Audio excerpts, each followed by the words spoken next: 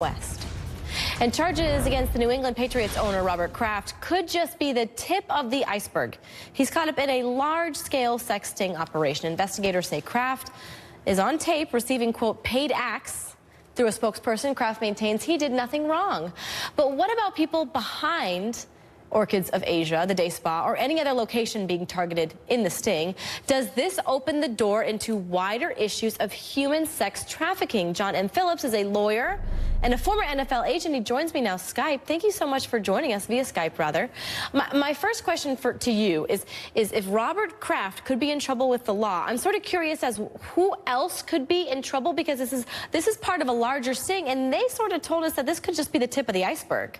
Exactly. This has been a year-long investigation, and these things are always going on all over America, but a particular states like Florida and New York. But yeah, the owners, the traffickers, the people that get together that deal in human trafficking face extreme criminal penalties, 20, 30, 40 years, up to life if somebody gets injured or dies. As well as huge civil penalties. There's lawsuits that can be filed against them. But my question to you is, what is the burden of proof for, let's say, the owners of the spa? I mean, how do they prove that these girls, if in fact were forced? Right. Well, we know from statistics that 71% of slavery victims are women and girls, and 1 in 4 are children.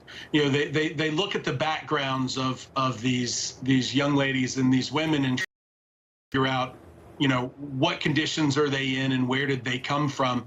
Oftentimes you'll see basic extortion saying that we're going to turn you into police and you're going to go to jail regardless. I believe too in the Orchids case, two of the women actually were kind of stuck at the facility and pretty much lived there. But, you know, federal investigators, state investigators know what they're looking for, but trying to determine what is kind of your escort type volunteer worker versus what is somebody that's trafficked. Two-part question here. What type of legal, I guess you could say, armor do these girls have? And my second question is, what would be the penalty for the spa and the spa owners? Right. The Trafficking Victims Protection Act is the federal lawsuit that a civilian could file.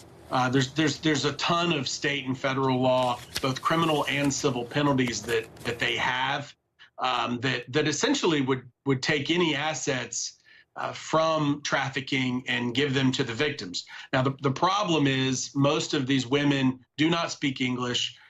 They're utterly afraid. And so they don't know their rights. They're worried about their rights. They've been told for their period of trafficking that they don't have rights.